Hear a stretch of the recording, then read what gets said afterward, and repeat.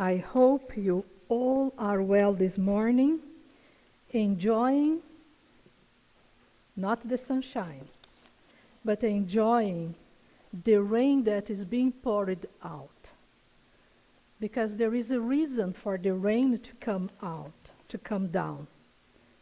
Is to wet us, to cover us like nature covers, like mothers cover us, fathers cover us in blessings, in presence, and also to be covered in those things that is unseen.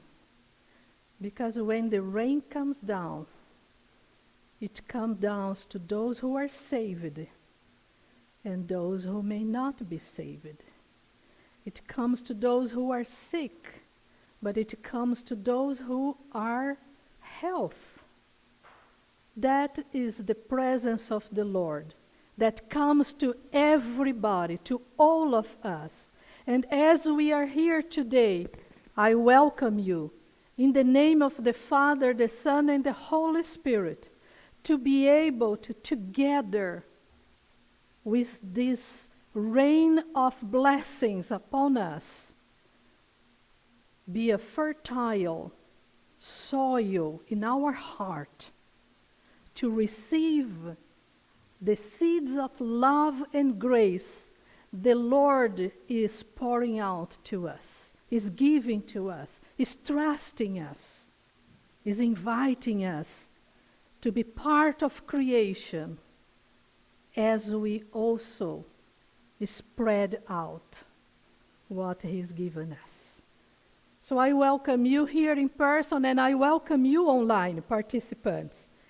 And I invite you to open your mind and open your mouth and open your heart as you are prepared to worship the one who called us to be part of His kingdom.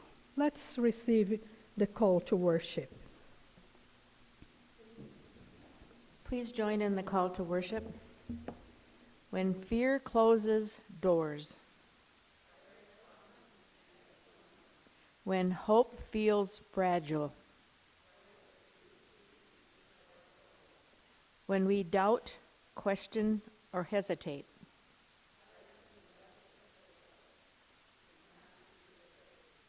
come, let us worship the one who meets us where we are. We come with open hearts, ready to receive His peace. Amen. Please stand as able to join in the opening hymn. It's in the red hymnal, number 302, and the words will be on the screen.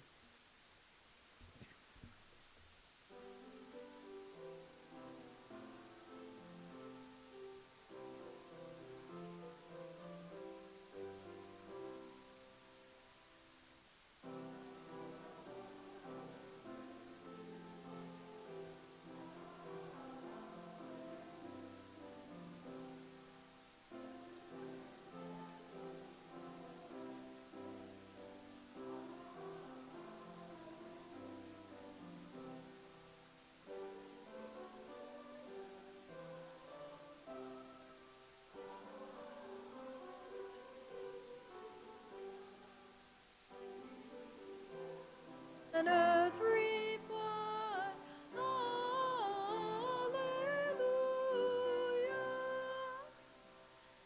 Love's redeeming work is done, Alleluia. Fought the fight, the battle won, Alleluia. Death in vain forbids him rise. Alleluia. Christ has opened paradise. Alleluia.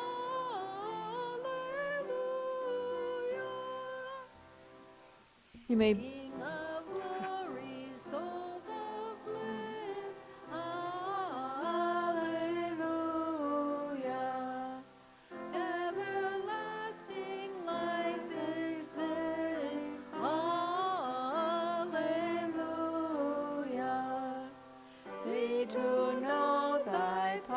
to prove. Alleluia.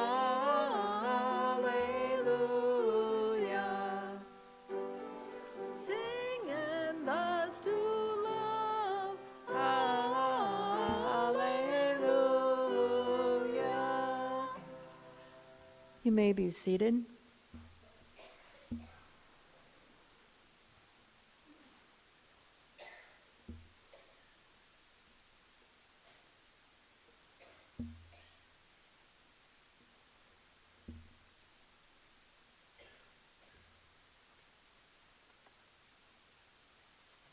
Good morning.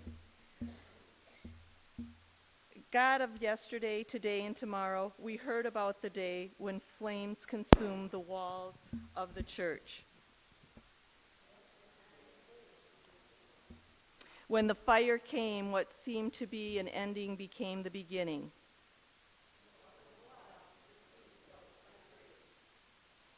Brick by brick, prayer by prayer, our people rose again.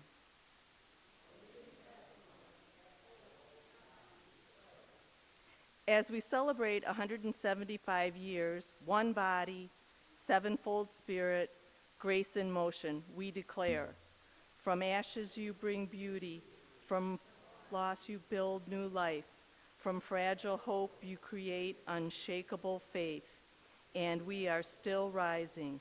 Amen and amen. I'd like to share with you what we're going to do for the 175th part of the 175th anniversary of our church. As you've heard in previous weeks, this is our church's 170th anniversary. I'd like to share a few things that Records and History Committee will be doing to recognize this historic event. Throughout the next few months, we are displaying pictures and various memorabilia and artifacts from our past. We have received sermons from Reverend G's time, which was in the 1940s. His son sent these sermons to our church to be shared as part of our heritage. And I left something I got to show you.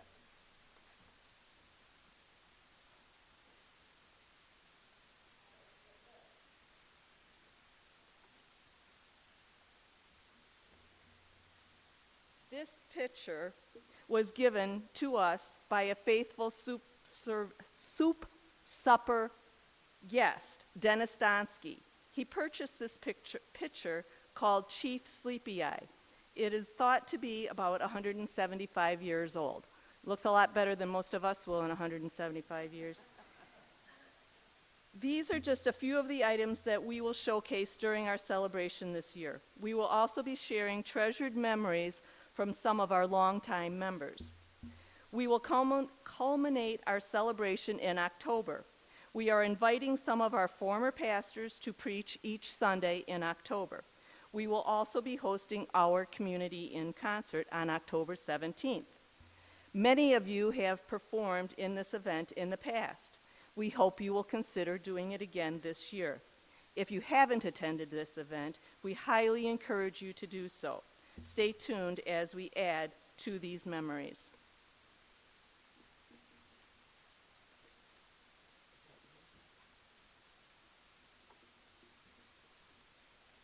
Thank you, Margie, for sharing with us about what we are doing and how we are moving on.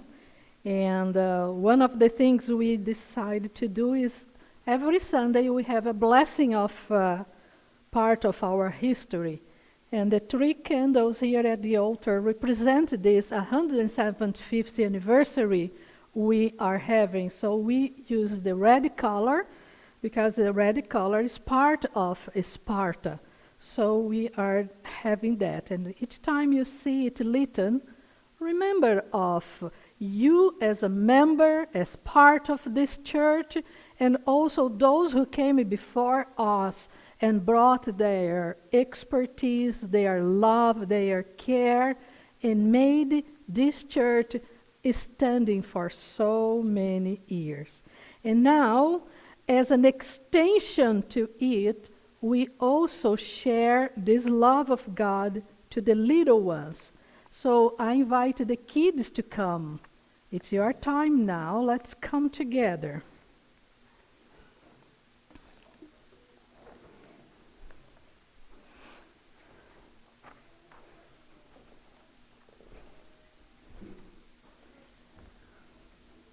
Hello, how are you doing? Are you doing okay? Great. Hello, girls, how are you all doing? Great.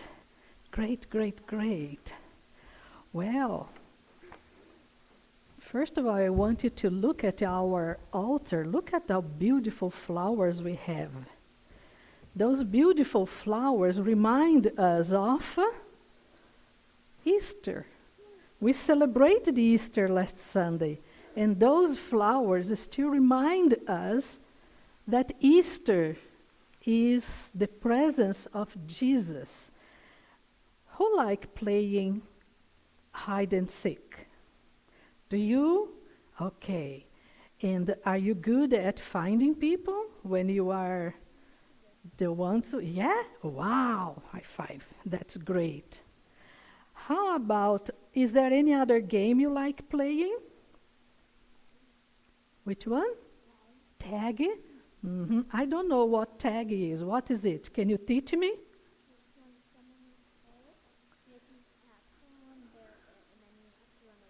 Ooh, so if I do this, you have to run away. Okay, you see? Kids love things with movement. We need to have movement. Because at the end of the day, Mom, if they didn't run throughout the day, what happened at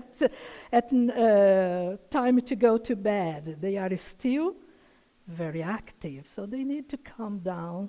So they needed to lose all that energy during the day. But I think I have a friend who loved also hide and seek. Why? I think that is what Jesus did one day. Because people were his disciples and friends, they were inside the house, and the doors were locked and everything, and there were some children there as well. And you know what? He found them. They were trying to hide because they were afraid, and so they tried to hide, but Jesus entered and found them. But when Jesus found them, when we are hide and seek, sometimes we have to come, when we find a person, we need to touch the persons, so for sure we call to them. Jesus did not touch, but Jesus just came and said, "Peace be with you." Can we repeat that? Peace be with you. Did you hear them saying? Okay, so we have to say louder because they didn't hear. Or I teach you, I just said to them to say no. So let's repeat louder. Peace. Can you say it here in the microphone? Peace. Be with you. Yes, you see, now you heard, didn't you? Great.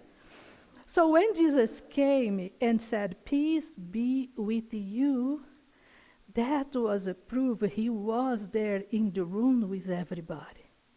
As we have these flowers, last Sunday, they were not all were open. Today you can see the flowers.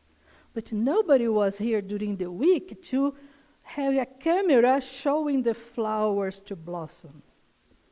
But the truth is, the flowers did. So is Jesus.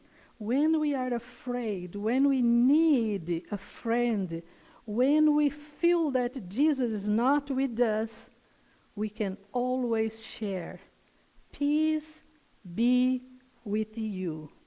And the peace of Jesus comes into our heart. And when it comes into our heart, no matter how or what we are feeling, the presence of Jesus is real to us. And that can be our prayer. Peace be with you. Well, I'm going to pray now, and after the prayer, I left some work with Margie, and she's going to work with us, and maybe we are going to stay at the gathering. And there, I added a shadow here that is you. You are present with Jesus. So you are going to draw yourself. Can you come here, Margie, with the pictures? please. So you are going to draw yourself. So you are in the room where Jesus comes and find everybody, and you are there too. Just one for me. And you are there too. And when you see yourself there, look at here. You are going to draw yourself here because you are there with Jesus. And when you are playing hide and seek with Jesus, remember, he comes. But when he comes, he does not come because he wants to win the game.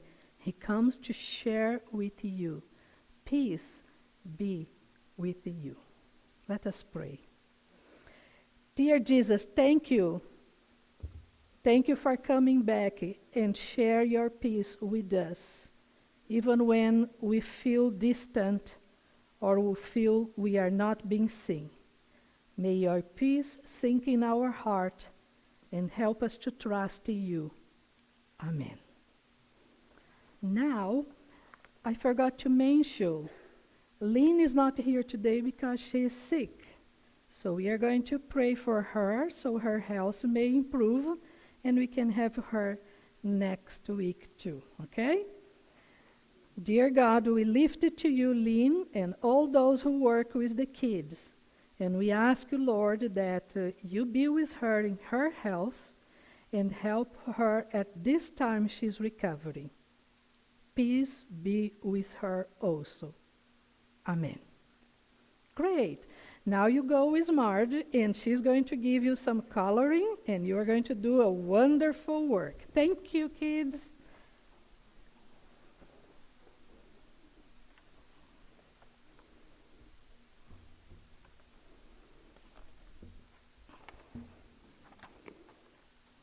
Our gospel reading this morning is from John 20:19 through 31. Please stand as able. It was the first day of the week. That evening, while the disciples were behind closed doors, because they were afraid of the Jewish authorities, Jesus came and stood among them. He said, "Peace be with you." After he said this, he showed them his hands and his side. When the disciples saw the Lord, they were filled with joy. Jesus said to them again, "Peace be with you. As the Father sent me, so I am sending you." Then he breathed on them and said, "Receive the Holy Spirit. If you forgive anyone's sins, they are forgiven. If you don't forgive them, they aren't forgiven." Jesus appears to Thomas and the disciples. Thomas, the one called Didymus, one of the 12, wasn't with the disciples when Jesus came. The other disciples told him, "We've seen the Lord." But he replied, "Unless I see the nail marks in his hands, put my finger in the wounds left by the nails, and put my hand into his side, I won't believe." After 8 days, his disciples were again in a house, and Thomas was with them. Even though the doors were locked, Jesus entered and stood among them. He said, "Peace be with you." Then he said to Thomas, "Put your finger here. Look at my hands. Put your hand into my side. No more disbelief. Believe." Thomas responded to Jesus, "My Lord and my God." Jesus replied, "Do you believe because you see me? Happy are those who don't see and yet believe." Then Jesus did many other miraculous signs in his disciples' presence, signs that aren't recorded in this scroll. But these things are written so that you will believe that Jesus is the Christ, God's Son, and that believing you will have life in his name. The word of God for the people of God. Thanks be to God.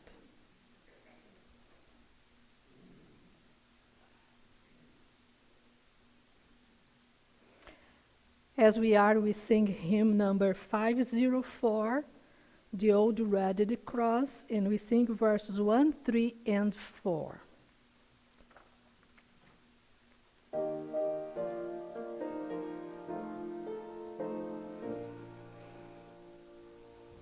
On a hill far away stood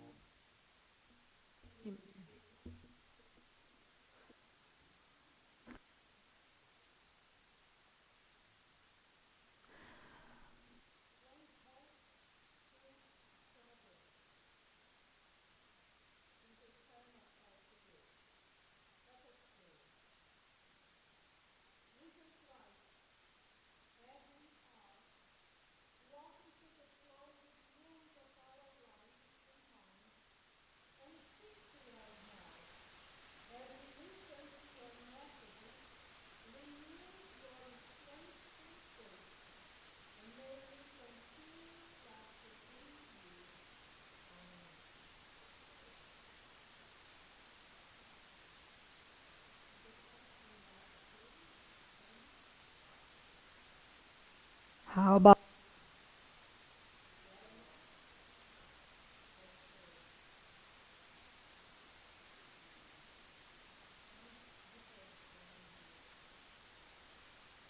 one, two? Okay, now yes. So we just had a prayer, and when hope feels fragile, when we have some challenge in life.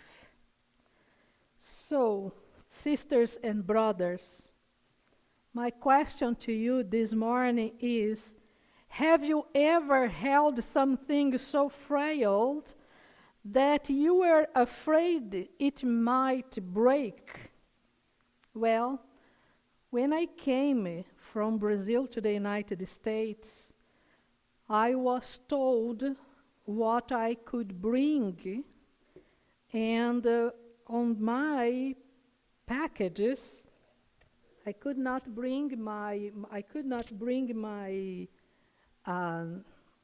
whole apartment, so I had to make the boxes, and they gave the measure of the box I could have and how it could be. And it came by sea, those boxes, okay? I came through the Global Ministries for the Board of Global Ministries that is bringing pastors from other countries to help here in different areas of the United States. So I was asked to come to New Jersey.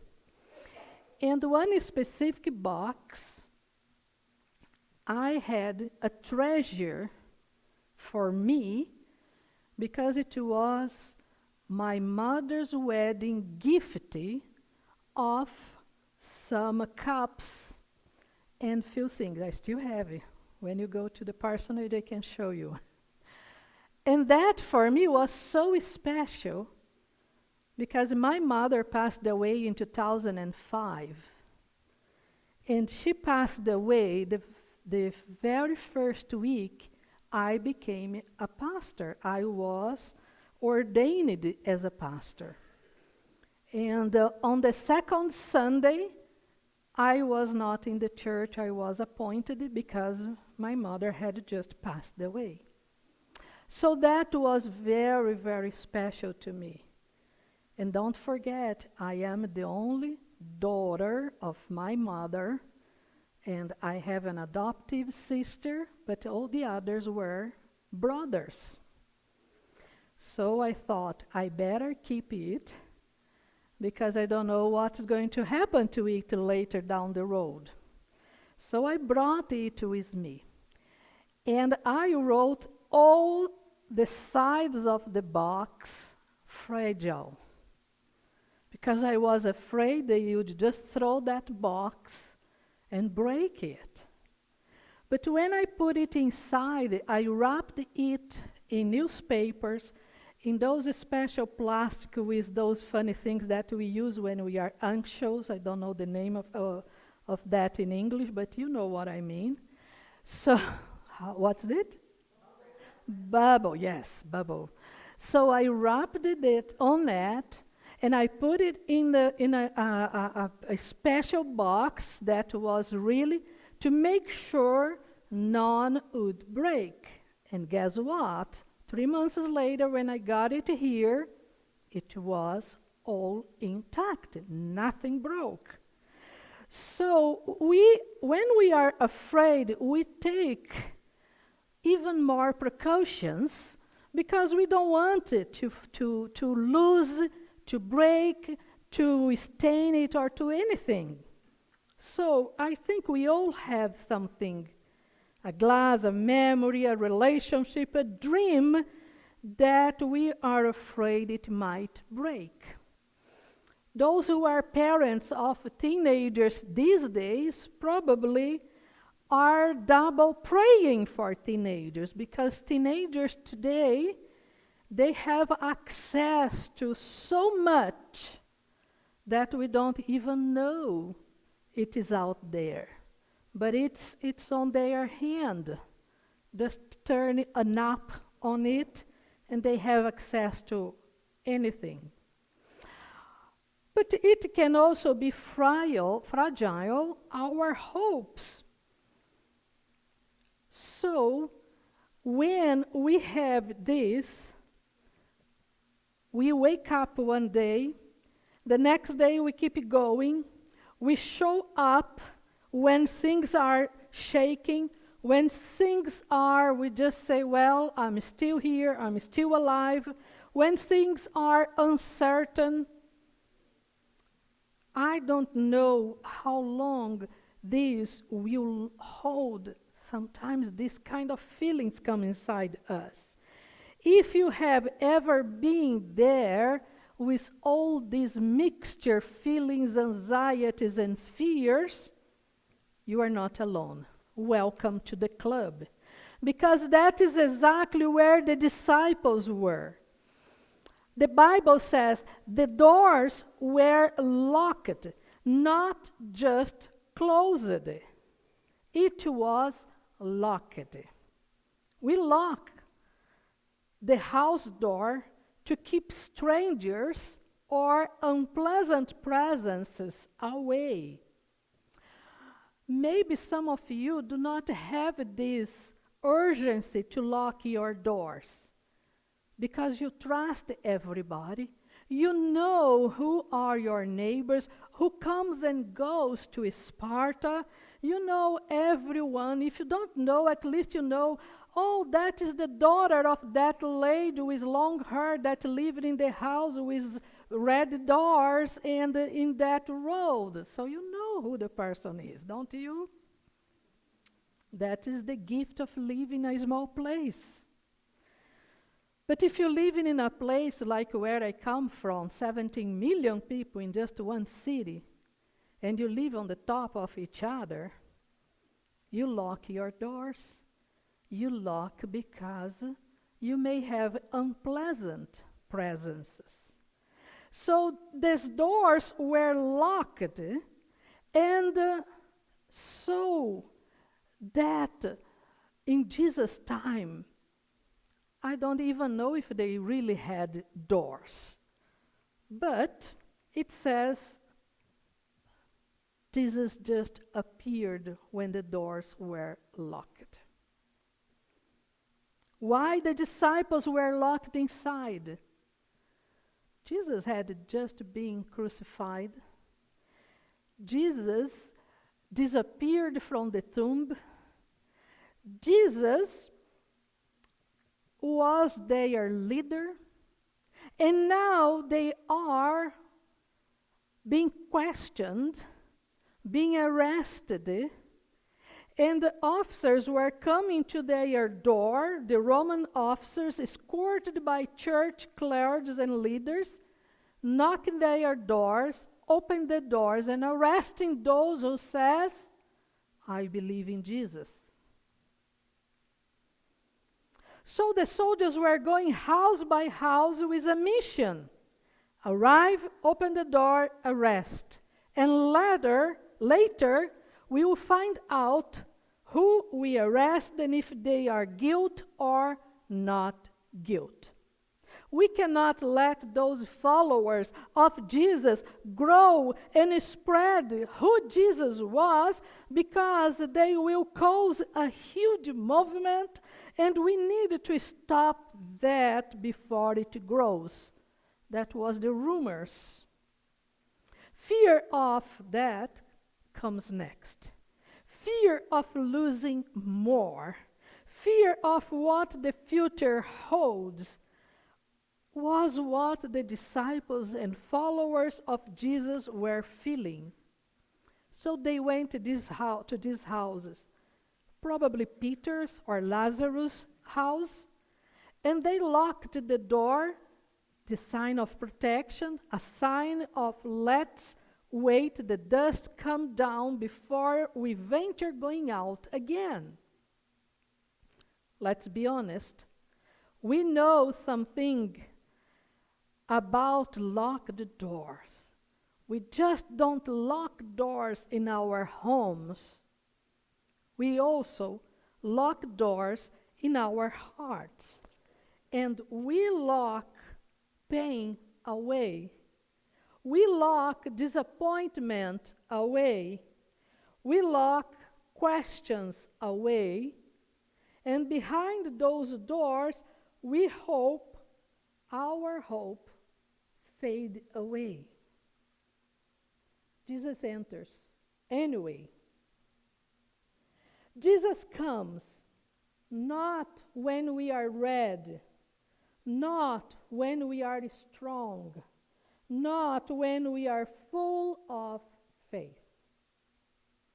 He comes while they are afraid. And the gospel says, he stood among them. He didn't stay outside. He didn't wait for permission. He didn't say, fix yourselves first. He just came in, and church, this is the good news. Because it means Jesus is not afraid of your frailty, weak places. Jesus is not intimidated by your fear. Jesus is not waiting for you to get it all together. He enters anyway. As Gustavo Gutierrez, a Latin American theologian, he teaches, God is not distant from human suffering. God enters into it. That means when you are hurting, he is there. When you are confused, he is there. When hope is fading away, he is there. And when he comes, he just say, peace be with you. And what does Jesus say amazes me, because he does not say, why did you abandon me? Or, you should have believed me more. He just come and say, peace be with you. And again he repeats it, peace be with you. Can you turn to the person next to you and tell the person, peace be with you? If you turn to the camera, you can wave to those at home and say, peace be with you. So what kind of peace is this?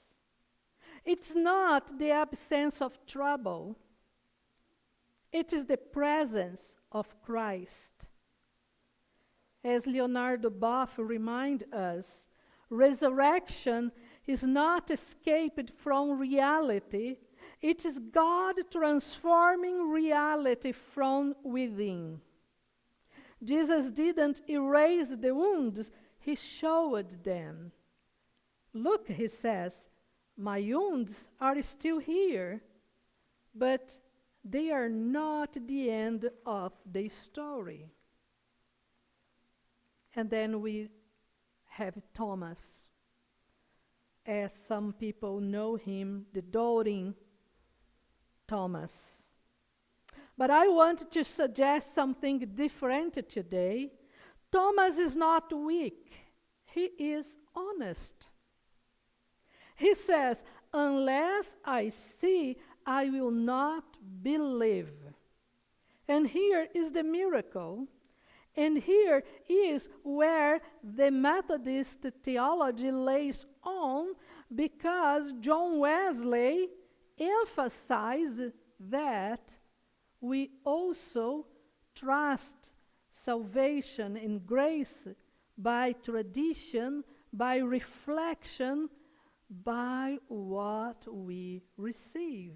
And here is the miracle. Jesus comes back just for Thomas.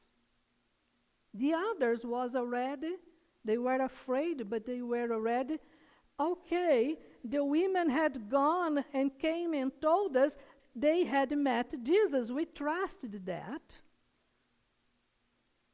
But he returns to the room and he says, "Come closer."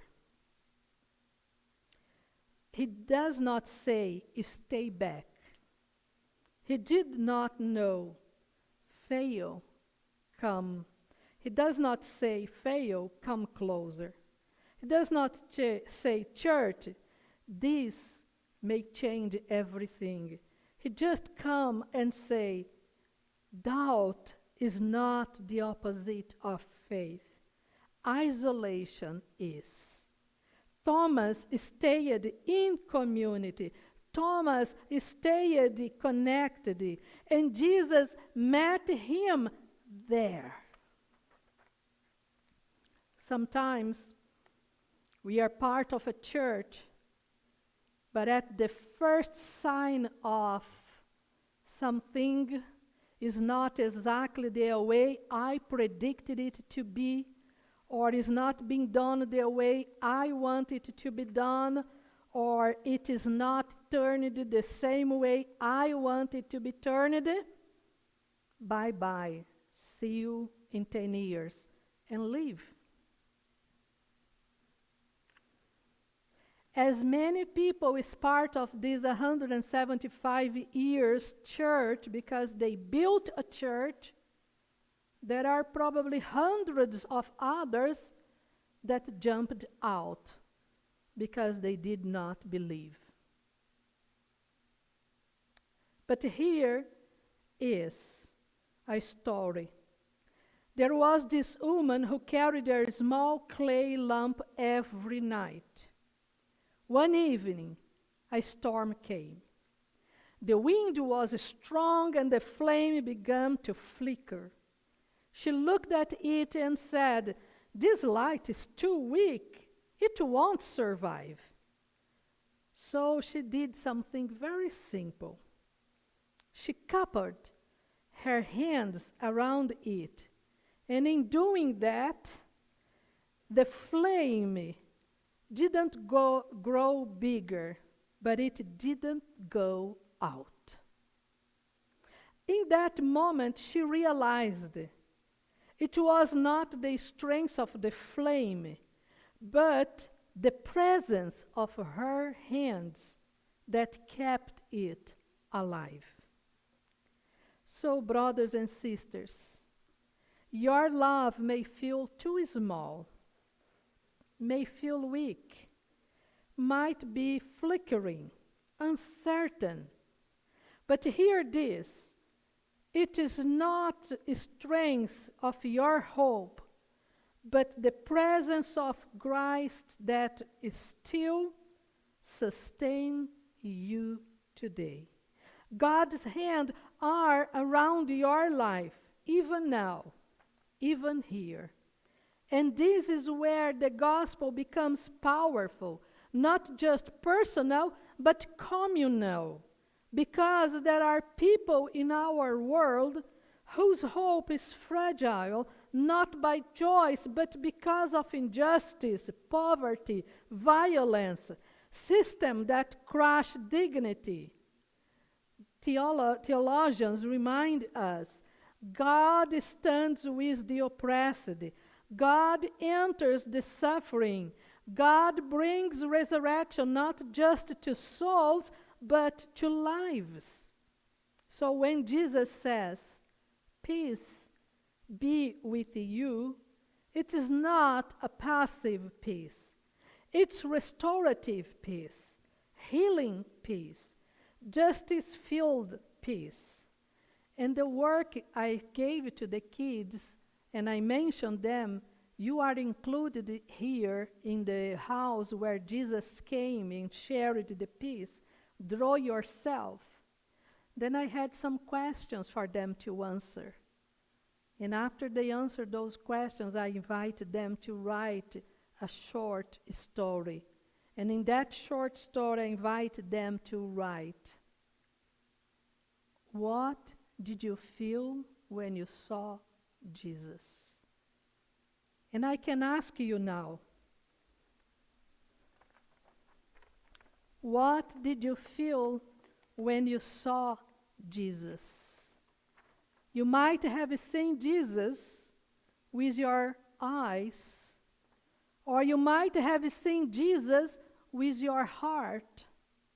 You might have seen Jesus with your presence. You might have seen Jesus in the troublesome you are going through. Peace be with you. And in doing so, I invite you, think about this. Were there people with you? If yes, who were then? Where did you meet Jesus? How did you meet Jesus? What did he say to you? What did you feel meeting Jesus? And then I invite the kids to write a prayer to Jesus. If you want a copy of this for yourself, because you are a child of Jesus as the little ones are. And sometimes we think that, well, I'll have confirmation. After the confirmation, my name is in the book of life, and that is done. What happened when Jesus was baptized? That was the beginning of his ministry. And after that ministry started, he had so much to do. He had so much to share. He had so much experience to talk about. But everything was to make sure everybody understood God the Father in this world. And when he does that, he invites us. Go and do the same. Be Christ to the world. Share the love of God into the world. And because there, in the community, is where we share the presence of the Lord. So when Jesus comes and say, peace be with you, it is not a passive peace. It's restorative peace. It's healing peace. It's justice-filled peace. A peace that says broken things can be rebuilt. Wounded lives can be restored. Frailed hope can rise again. So what do we do when hope feels fragile? We don't pretend. We don't hide. We don't lock Jesus out. We open even just a little bit, and we pray, Lord, come in any way, and he will. He always does. Into locked rooms, into tired hearts, into fragile home, and he will be standing among us and say again, peace be with you. Amen. Let us pray. Jesus, stand among us. Breathe into our fears and hold our frail hope. Teach us to live and believe, not perfectly, but faithfully. And may your peace, real, deep, unshakable, live within us. Amen. I invite you to stand as you are able, and let's sing together hymn number 454, Open My Eyes. We are singing verses 1, 2, and 3.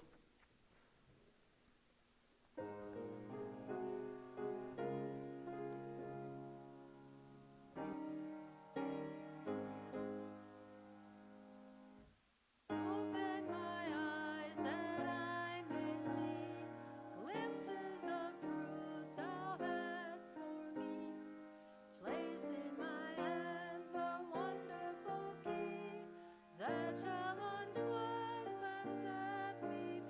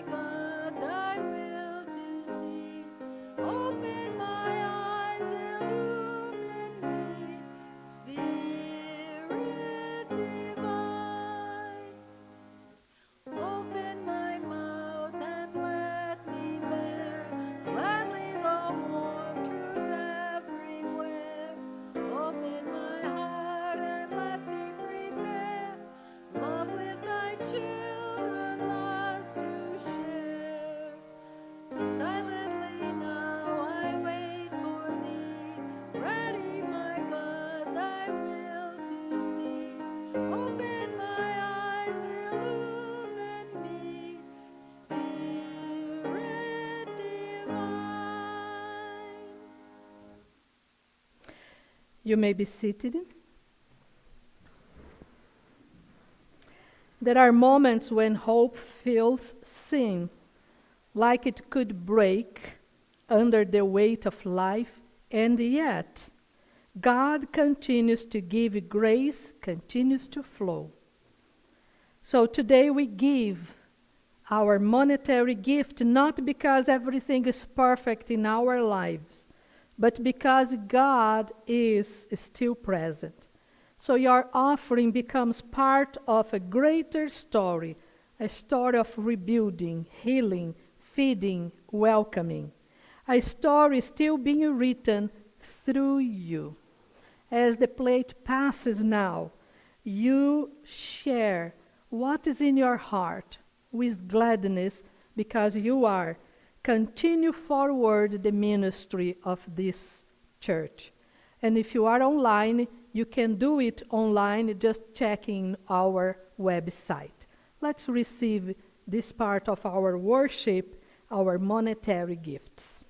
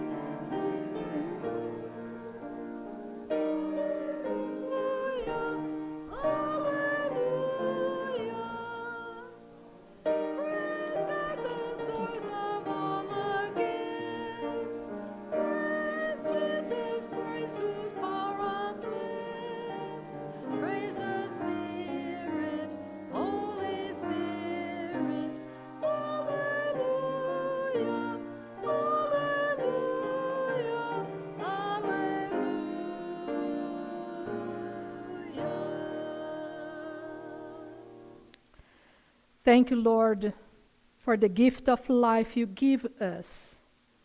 And as we bring the gift of our hands into your presence, we ask for your blessings. Bless these gifts to be a sign of your peace to all those who comes in thirst of nurture their soul. And Lord, bless each one who could give, each one who is here today, and those participants online in today or in the days ahead.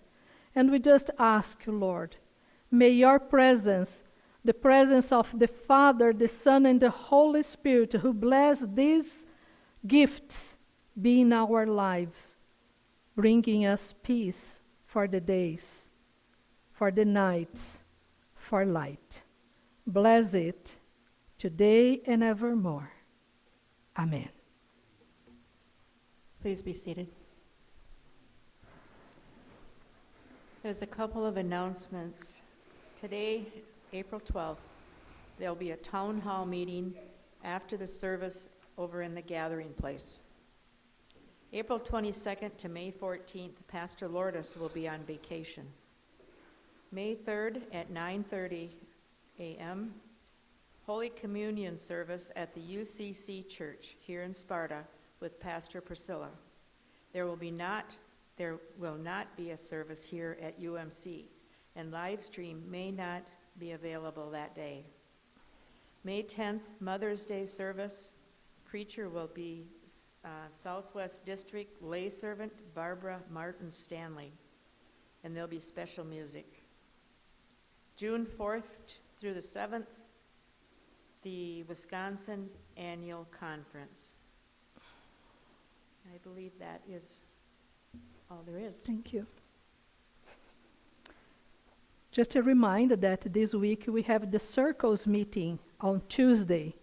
So at 1 p.m. we have the Lois Circle, and at 6 or 6:30? 6:30, the Wesleyan Circle is meeting as well. So women, if you are not part of one of our circles, I think you should give it a try and see how blessed it is to be part of one of those circles. At the afternoon is for those who don't have opportunity or is not confident to drive in the evening special. So you can come during the day, or if you have a time in your schedule, daytime, come at 1. Or for you is better in the evening because of day working time or whatever, you are able to come in the evening. And that is community where we share the peace of the Lord with one another as we support each other. Come if you are full of health. Come if you are feeling weak. Just come and be part. Now is a moment for our joys and concerns. And is there any joy or concern you'd like to share at this time?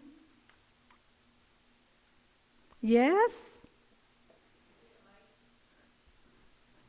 Alex, can you help me with the mic? And there is a beautiful person over there with her hands up. So can you take it for her, please?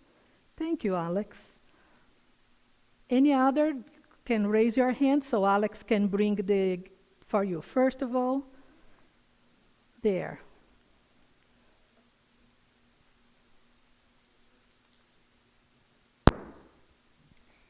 I got 3rd place in the Baraboo Science Bee.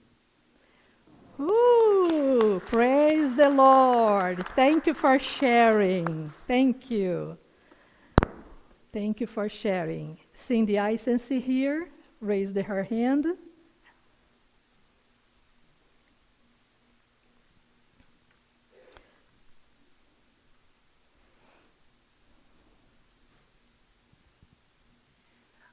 I just think it's very joyous that we have Lori playing for us today.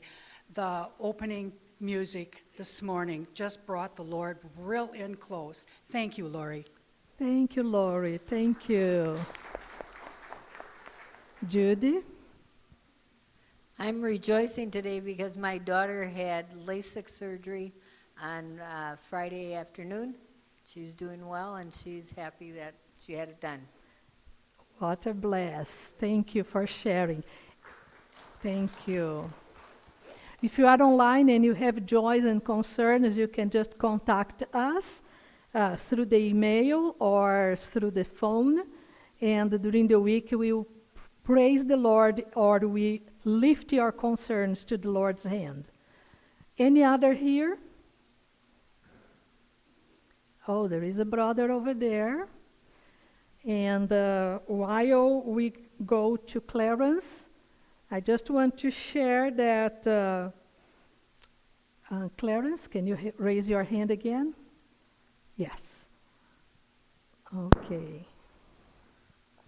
A short time ago, Pastor Lori and I had a meeting in her office, and she was registering me for Chariots of Hope concerning a car.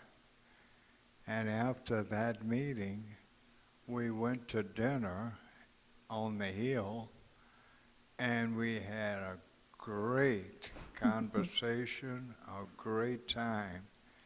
And the blessings from her to me was overwhelming. Thank you for sharing that, Clarence. God bless you.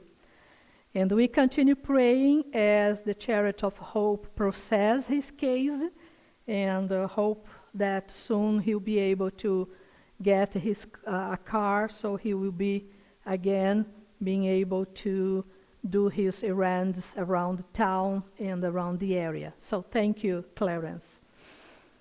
Any other? Last Thursday, we had a very uplifting memorial service at Moral Home, and that was a very inspiring time.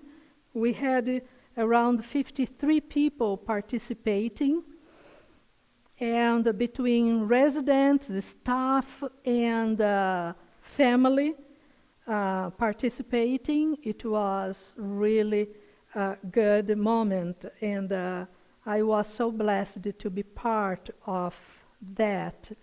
And one thing that struck me most was some people came and said, "It's so good to be part of the service when you are here." And of course, that is the presence of the Holy Spirit bringing the church, the community, to those who are over there. So that is very, very uplifting. And then the same day, a bit later, I was called to go and to share some pastoral care due to the passing of somebody else in that building. So sometimes we come to share with the family, sometimes we come to share with the staff and residents as needed. And that was also a moment of bringing the Lord into the presence of lives. So let's continue lifting Moral Home staff, residents, and the family of those who passed away since last Thursday. Any other bless or any other concern, joy or concern you wanted to share? So let us pray the pastoral prayer. Risen Christ, you walked into a room filled with fear, but you did not judge. You spoke of peace. Today we bring before you the places in our lives where doors are still locked. For those grieving loss, for those facing illness, for families navigating uncertainty, for hearts tired of holding it all together. Lord, come on in. Stand among us again, and breathe into us again. Speak peace again. We pray for our community, for Sparta, for our neighbors, for those who feel unseen, unheard, forgotten. We pray for your church, that we may be a place where frailty, hope is held with tenderness. And we remember your words. Blessed are those who have not seen and yet believed. Help us to believe, even here, even now. We lift those who cry, those who grieve, those who are in pain, those who are with a diagnostic of health they didn't expect, those who are financially unstable, those who are missing family because they are far away. We lift it to you, all those, and we just ask you, Lord, come and pour down your peace as you pour down rain. May your peace be felt, be understood, be present in our lives. Amen. Please rise for the closing hymn. Send Me, Lord. It's in the red hymnal, number 497, and also on the screen.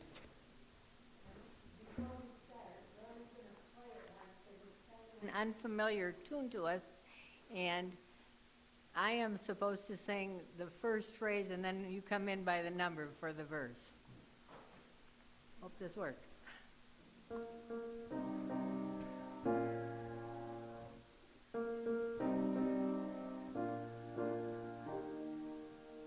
Send me, Lord.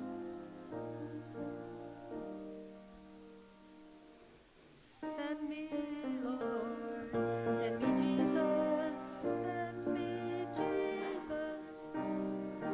Jesus, send me, Lord. Lead me, Jesus. Lead me, Jesus. Lead me, Jesus. Lead me, Jesus. Lead me, Lord. Fill me, Lord. Fill me, Jesus. Fill me, Jesus. Fill me, Jesus. Fill me, Lord. Being a pastor is one of these blessings. Sometimes you read the lyrics of the hymns and you say, this fits the service. But the melody, sometimes I don't play any instrument, but the beauty is this. Together, we make the worship to the Lord. So thank you, Judy. Thank you, Lori, and thank you, congregation. And now, as we are getting prepared to go, not because everything is certain, but because Christ goes with us. When we hope feels fragile, remember, Jesus still enters closed doors. Jesus still speaks peace. Jesus still calls your name.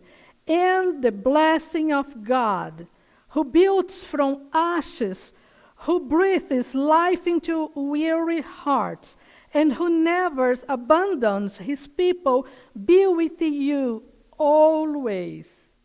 Amen.